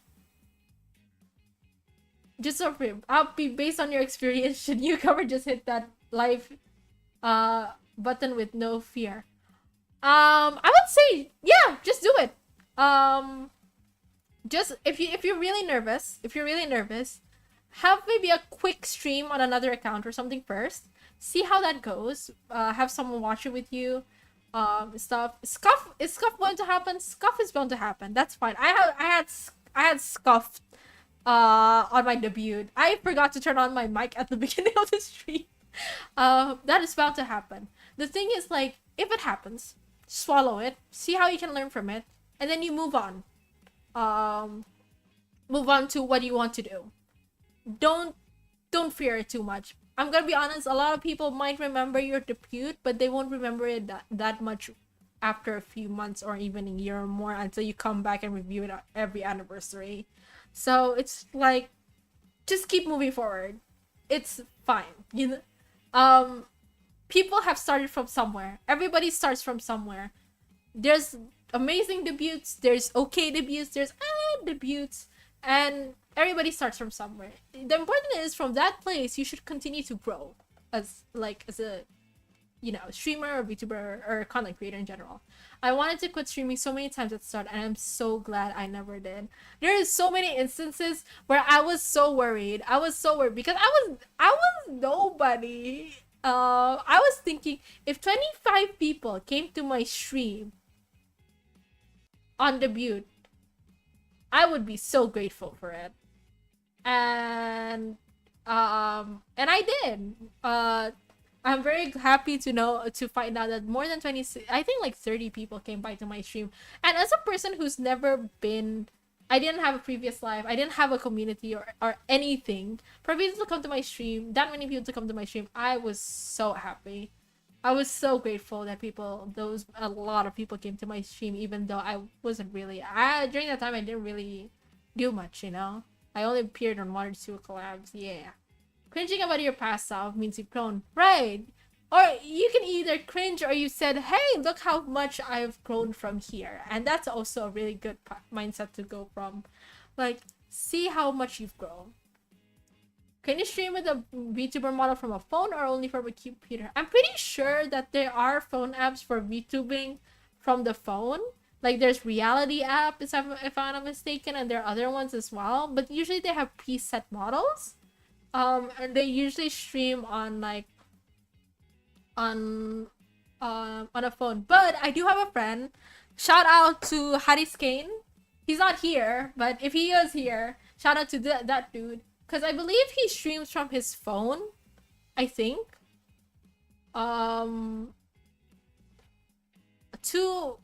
Because he streams on TikTok. He used to stream on TikTok. A lot of his streams were on TikTok. Before he moved to YouTube and Twitter. So, like, shout out to him because he is able to manage it. I think that it's possible, at the very least, for you to do that on your phone. You might need to have a certain year of a phone model because it has to be like kind of updated. But I feel like you can stream from the phone. I've never really tried it, to be honest, but I feel like you can. Yeah. It's always good to experiment though. Maybe you're more comfortable with the phone, that's fine, as long as you have like a phone stand. You connect mic to your headset, you connect your phone to a headset with a good mic, that's fine. The one I know for computer is Vtuber Studio. For phone is Vtuber Studio, but you need a computer to make your own model, and then oh, that's true, that's true. I think Reality app gives you preset models, but you can explore. Just find like Vtuber on the App Store or iOS Store, depending on what model you have, and try and explore, you know? And you don't have to have like so a lot of VTubers that I know also used to use like preset models, like models that were, you know, they weren't like customized or anything, and that's fine too. Like if you just do it for stream, and then later when you have a good audience, like you can upgrade yourself slowly as time goes on. That's also a good option. There's multiple ways, not like compared to, let's say, the 2000s, 2010s, like that's not, it's not as hard to get good assets, free assets as now. Oh, okay. Hey Almond, this talk is over and many thanks. Oh, I appreciate it, Tomoy. If you feel like this is informative, I really do appreciate it. I do stream a reality as well. Oh, okay. YouTube with the VTuber model. Yeah, that will be difficult on the PC. Especially if you're planning to do gaming content, if because it's quite heavy. But I think free talk is also pretty popular. Especially, this is something a friend of mine has said. If you are starting as a VTuber, it is really good if you have a lot of free talk sessions, or sessions where you talk a lot with your audience, because that's how you grow your audience essentially. So you can use that as advice as well. So it's all about like taking advice from other people, see how you can use it, and then you can share that advice to other people as well who probably don't know. And that's how I usually, you know, that's how you get knowledge, you know. You learn things from people that you don't really know. Ooh, okay. Hold on, let me drink. I've only drunk my Yakult. Like my one Yakult, my obligatory Yakult, and I forgot to do the rest.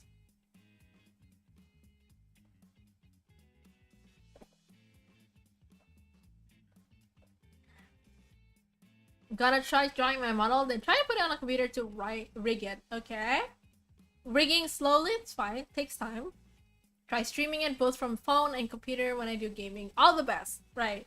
Right, Dark Assassin, all the best for Candy Floss and everyone who's trying to experiment with their brand, their managing, their content. Like, all the best to everyone. I really want to see people expand, learn new things, achieve new things. Oh, I really appreciate the Dark Assassin. I really appreciate you guys listening in on the information I have. I know a lot of people really like, not a lot of people really like informative stuff, or even if moreover, free talk provides a better way to show your brand rather than playing the popular game. That's true. Okay, this is something I don't have beef with it. Oh yeah, such a nice community here. I really do appreciate. I appreciate everyone here that's been very positive, and even if in the ways that you guys try to say your own opinions, I really do appreciate it. But that's true, because this is also my own experience. A lot of times for me personally, the games that I don't like, I initially perceive of, oh, this is a game I really like, even though people aren't really going to be interested in them. Those are the games that I find out have either really high views or higher than usual views, or they're the ones that got me the most like followers or something, and I'm like, huh? Where you guys come from? But yeah, free talk provides a better way to show your branding, show your personality, right? I don't do it as often, not because I don't want to. It's mostly because I kind of get awkward if the crowd isn't, you know, as active as it is now, which I really do appreciate. You guys are super active. And even if you want to play video games or games, find those games that you are comfortable with. Yeah. Of course, it depends on the game, but if you only focus on the game, it takes a bit for your own personality. Yeah, exactly. And if you're trying to find games, try to find those that you are comfortable with. Like, for example, for me, Like let's say the example, the popular ones are Overwatch, um, Valorant, League of Legends, and the like, Call of Duty. Those are all games that I'm not comfortable with, or I can't. I don't know. I feel like I cannot hold myself playing those games, so I don't. Like I don't force myself to do it. I'm just like I like narrative story games. I know narrative story games are probably boring or people don't really like reading and stuff like that. But I like them. I like Ace Attorney. I like wait, there's a lot. I like Ace Attorney, Professor Layton, puzzle games, puzzle games as well. Yuppie Psycho, action, adventure, like games that not a lot of people, that would probably bore people to death if it wasn't for my fantastic voice acting. It's not fantastic, but I like them. And when people watch and see that you like your own content or the things you talk about, they can feel it. I feel like they can feel it. They can feel this person genuinely likes what they're streaming. And they'll just stay and watch you with your little personality, go go go, and yeah, and how you welcome that those viewers is also really important. Like I'm always welcome for new stinky pies, old stinky pies, people who might have a worried like, oh no, should I ask this, should I ask that? That's fine. Welcome to the community, my lads. We're always here to learn and grow. Like I always want people to learn and grow from where they are now. It's always amazing to see that, because like from my experience, that one person like that's going to give you the opportunity to do something, or to that one person that helps you push to be you to be your best, it's going to go a long way for you. Because I remember the first time one person gave me a chance, and I took that chance, and now I'm sitting where I am now with a lot of achievements below my belt. At least for me, I feel like these are a lot of achievements on my belt. It's a good way to connect your viewers with your passion. Yeah, if they know, they see the way you talk, the way how excited you get like from talking about things, how excited you get from making your projects, your merch, your everything, that is going to shine through. That is usually shine through. I need to go do homework, sadly. Have a good hope you can do your homework well. And I'm wishing you the best for your career as well. Super nice to meeting you. Super nice to meet you too. Your sweetheart. Ow. I need to make a heart hand heart thing, because I feel like I need that. That and like a drawing thing, because I also do that. But yeah. I really like seeing people who have dreams and they're doing steps to achieve it. Even if it's not big steps, like even small steps are amazing. Because it takes a lot of courage for people to even take a step, So it's always good to see people wanting to move forward. Yeah. Okay. Any more question, lads? Oh shit, it's 2 hours. We've passed the threshold. Amazing. Give yourselves claps already. Yippee! You got a free sound alert right there. But yeah. I really appreciate everyone who's come here to watch, to learn more. I'm glad if people are visiting, that means they're curious, right? Like they want to learn more about being a manager, about content creating in general, about streaming. Just listening in is also really fine, but like there's a reason why you clicked on this specific stream, so I really appreciate the support overall. And I really hope that all the conversations here, either with me, either with the people in the chat, either us back and forth, I hope that would inspire you guys to do amazing things. We'll be catching up the VOD later. Great! I can't wait to hear your opinions about it. Guys, feel free to comment in the VOD after this. I really appreciate it. Likes and stuff. Give likes if you haven't, or if you forgot, always check. The stream was very informative and fun. Yeah, I really enjoyed myself. You can tell because I spent really long talking and keep on like talking along and going back and forth. I really do appreciate everyone who's come by. Let's see. I want to name everyone who's come by. If you want to put in your name as well. Okay, thank you for coming. Vals, Derek Assassin, Mamang, Kiki, Rial, hold on, scrolling, Daquan, Rifki, Rizal, scrolling, Candy Floss, scrolling, Kale, scrolling, Fernando, scrolling, what is your name? Hold on, gotta, how do you read this?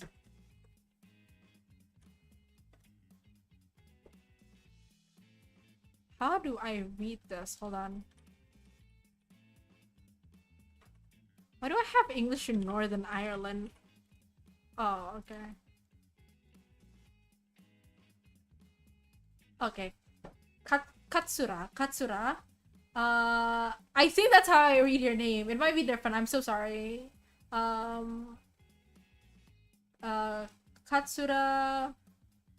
Hold on. Scrolling Key. Walker. Kaisa, Tomoe. I really do appreciate everyone.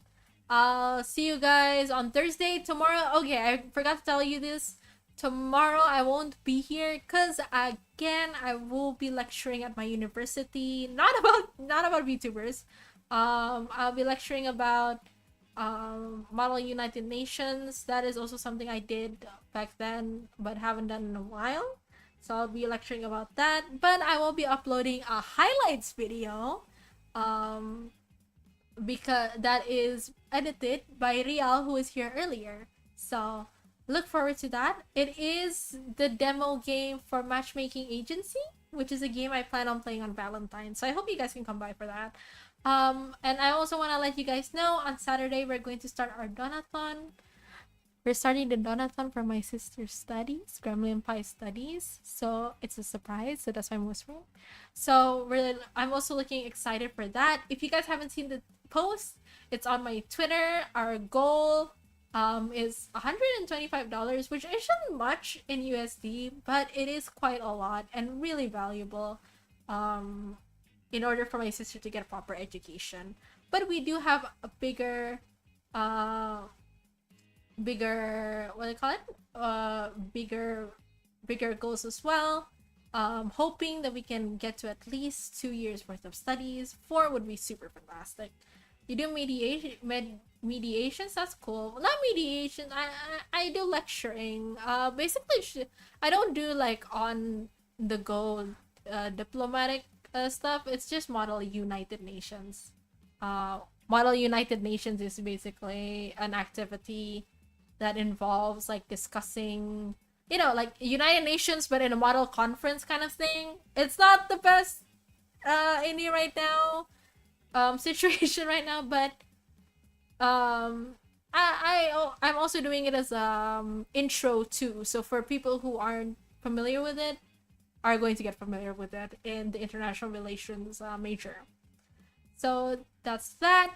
I'm going to rest my little throat now because it kind of hurts, but if you find this informative, I'm really glad you do.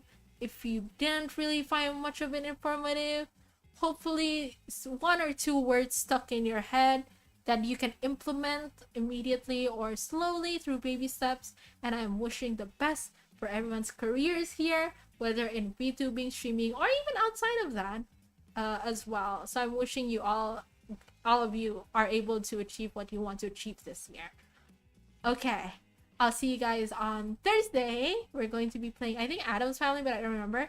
The Addams Family, again, I'm reviewing this game by Outright Games, who also gave me the opportunity to review their Peppa Pig game.